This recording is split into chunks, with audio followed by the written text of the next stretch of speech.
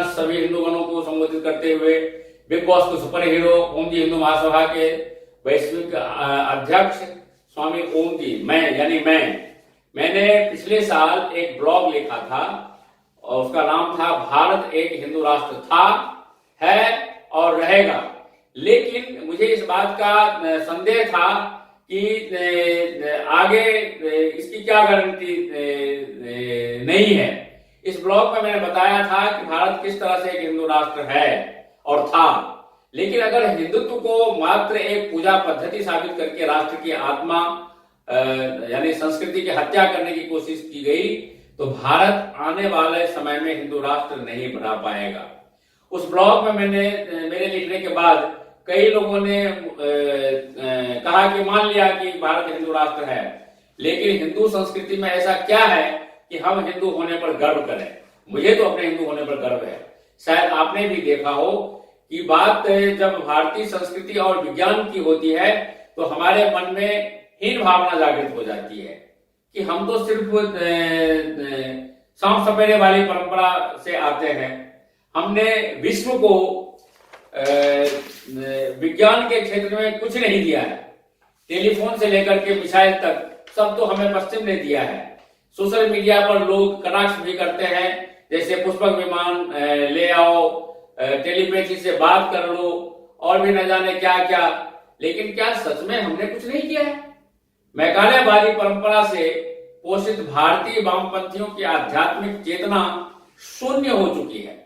इसी कारण उन्हें सिर्फ वही करना सही लगता है जो मैकाले चाहता था।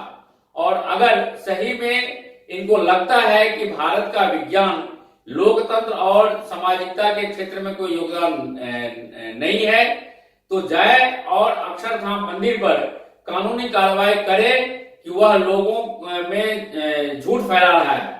दिल्ली के अक्षरधाम मंदिर में नौका विहार का एक शो होता है जहां बताया जाता है कि भारत का किन किन क्षेत्रों में विशेष योगदान रहा है, जहां बाकायदा नाम लेकर बताया जाता है कि कथित तौर पर जिन पश्चिमी वैज्ञानिकों ने विभिन्न खोजें की उनसे सैकड़ों वर्ष पहले भारतीय कृषि उनके बारे में बता चुके थे। उन पर केस करने जाकर के जनहित याचिका डाले और कार्रवाई करवाए, लेकिन वह ऐसा कुछ नहीं कर सकते क्योंकि विदेशी वैज्ञानिक खुद ही भारतीय योगदान के कृतज्ञ हैं। ध्यान दें, इस देश को मैं और इस ब्लॉग पे जो मैंने लिखा वो मैंने इसलिए लिखा और इसीलिए ये बात मैं कह रहा हूं ताकि पश्चिम के विज्ञान या उनके वैज्ञानिकों पर सवाल उठा सकूं। बल्कि यह सिर्फ इसलिए भी मैं कह रहा हूं ताकि आपके मन से हीन भावना निकल सके और अपने मन से आप स्वयं पर गर्व का अनुभव कर सके कि मैं हिंदू हूं और गर्व से कह सके कि मुझे हिंदू होने पर गर्व है। आज हमें बताया जाता है कि पश्चिमी विज्ञान तर्क पर आधारित है जबकि भारतीय परंपरा मात्र छलावा है। तो आइए आज इस विषय को समझने की कोशिश करते हैं कि पश्चिम में तर्क करने का क्या होता है। मैं आपको बताना चाहता हूं पश्चिम में पहली शताब्दी में ये क्लोडियम टोलेमी नामक वैज्ञानिक का जन्म हुआ। उन्होंने दूसरी शताब्दी के मध्य में यह मान्यता स्थापित की कि पृथ्वी केंद्र में है और सभी या उसके चक्कर लगाते हैं। उन्होंने यह भी कहा कि पृथ्वी स्थिर है। यह मान्यता पश्चिम के प्रसिद्ध वैज्ञानिक अरस्तु के दर्शन के आधार पर थी। इसे तत्काल प्रभाव से स्वीकार कर लिया गया क्योंकि उस समय जीवन के किसी भी प्रश्न के उत्तर के विषय में अंतिम बात अरस्तु की ही मानी जाती थी। कोई भी प्रश्न, कोई भी समस्या खड़ी हुई तो इस संदर्भ में अरस्तु ने क्या कहा यह खोजकर उसे सत्य मान लिया जाता था। लेकिन पोलैंड के कोपरनिकस ने सन 1543 में टोलेमी की धारणा के विपरीत यह सिद्धांत प्रतिपादित किया कि सूर्य केंद्र में है और पृथ्वी उसके आसपास चक्कर लगाती रहती है। इस सिद्धांत के आधार पर जो पुस्तक लिखी गई उस पर चर्च ने बैन लगा दिया क्योंकि यह पुस्तक अरस्तु के मनगढ़ंत सिद्धांत को चैलेंज करती थी। आधुनिक इटली के पीसा नामक शहर में जन्मे गैलीलियो ने दूरबीन से जब आकाश का निरीक्षण करके कोपरनिकस के सिद्धांत को सही बताया तो चर्च की ओर से उन्हें कारावास की सजा सुना दी गई। वर्ष 1633 में 69 वर्षीय वृद्ध गैलीलियो को चर्च की ओर से यह आदेश दिया गया कि वह सार्वजनिक तौर पर माफी मांगते हुए यह कहे कि धार्मिक मान्यताओं के विरुद्ध दिए गए उनके सिद्धांत उनके जीवन की सबसे बड़ी भूल थी, जिसके लिए वह शर्मिंदा है। उन्होंने ऐसा ही किया, लेकिन उसके बाद भी उन्हें कारावास में डाल दिया गया। उनका स्वास्थ्य लगातार बिगड़ता रहा और उसके बाद उनकी सजा को नजरबंदी में बदल दिया गया। इसी नजरबंदी के काल में उनकी मौत हो गई।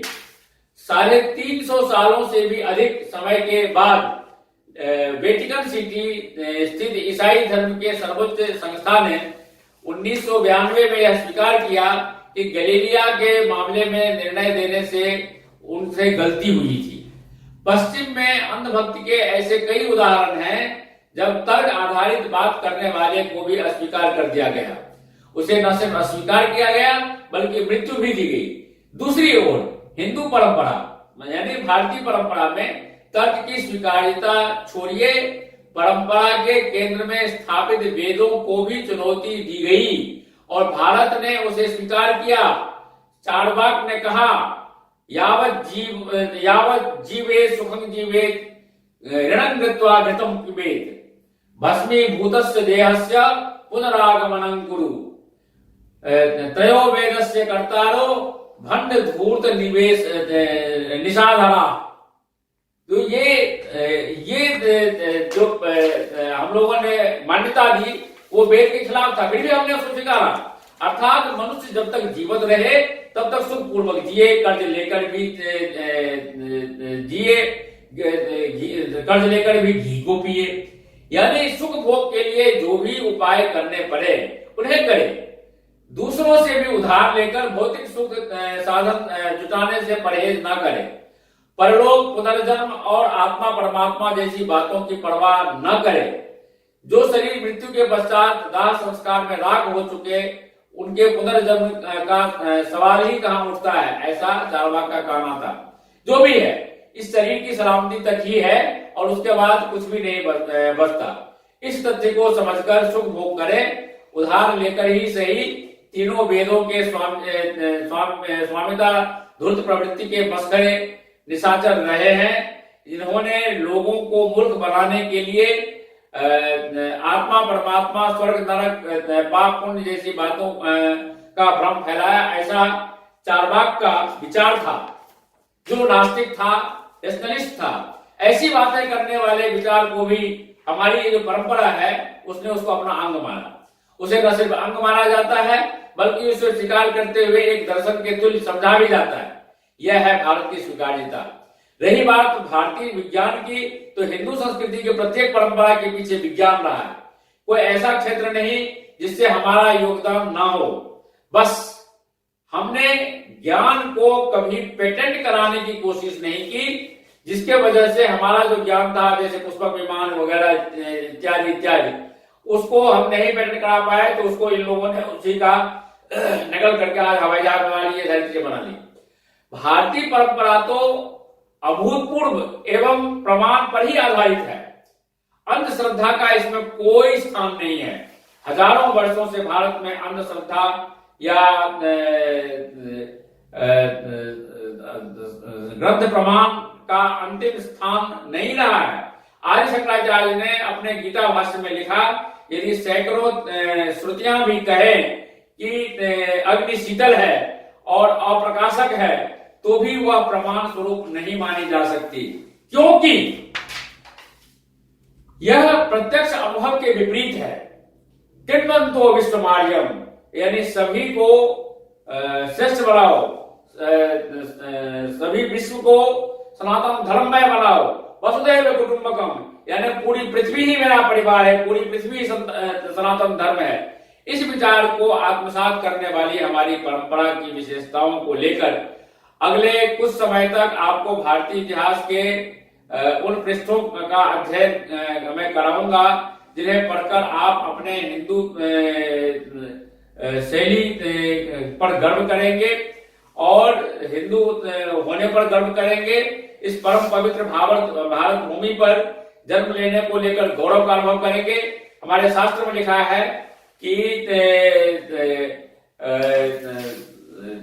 धर्म क्षेत्र कुमारी काके शेषेषु तांते जना हानि संति सर्वे।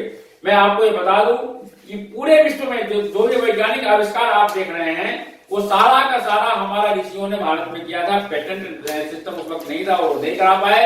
उसी को यहाँ पर आकर के मैक्स मुलर जैसे और दूसरे लोगों ने आकर के यहाँ पर उसको सीखा और सीख करके वहां पर उसका क्रियान्वयन किया, जिसकी वजह से उनका वो आविष्कार माना जाता है। वस्तुतः वो हमारे यहाँ से चुरा करके ले गए जो विद्या थी, उसको उन्होंने आगे बढ़ा करके अपना नामकरण किया। यहां तक मैं आपको बता दूं कि आप जो इस्लाम का देखते हैं वो नमाज पढ़ने का सिस्टम, वो योग भी हमारे ऋषि पतंजलि ने दिया था और उसको मोहम्मद साहब कश्मीर में आकर के सीख करके गए थे। आप जो देख रहे हैं ईसा मसीह का ज्ञान, ईसा मसीह यहाँ आकर के हिंदू संतों के साथ में, सनातन संतों के साथ में रह करके उन्होंने सब कुछ सिखा था, जिसका वहां पर जाकर के उन्होंने प्रचार प्रसार किया और जिससे ईसाइयत आगे बढ़ी। तो हम तो इसीलिए हम लोगों को विश्व गुरु कहा जाता है और हम विश्व गुरु थे, हैं और रहेंगे। हम हिंदू राष्ट्र थे, हैं और रहेंगे और हमको हिंदू होने पर गर्व है और हम सबको गर्व करना चाहिए। जय हिंदू राष्ट्र, भारत माता की जय, वंदे मातरम। अगर आपको हमारा ये वीडियो पसंद आया है तो आप हमारे चैनल दैनिक विजय न्यूज को सब्सक्राइब कीजिए, साथ ही बेल आइकन को प्रेस कीजिए ताकि हमारी सारी अपडेट सबसे पहले आप तक पहुंच सके।